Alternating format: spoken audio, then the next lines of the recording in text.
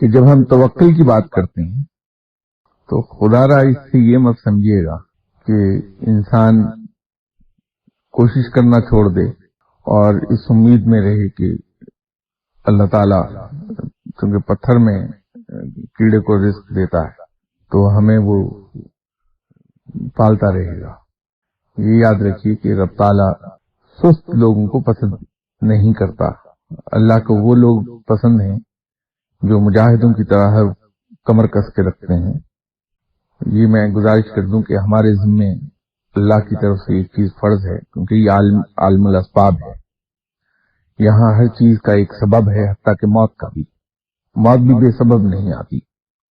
کوشش ہم پر فرض ہے، صرف یہ دیکھنے کی بات ہے کہ اللہ تعالیٰ نے ایک لائن ڈرا کی ہے، ہماری ڈیوٹی وہاں ختم ہو جاتی ہے جہاں ہم اپنی سمجھ اور اپنی جسمانی قوت بہترین استعمال میں لاتے ہوئے اپنی سی کی کوشش کر لیتے ہیں مقصود پر، اور اس کے بعد رب تعالیٰ کی ذمہ داری شروع ہوتی ہے۔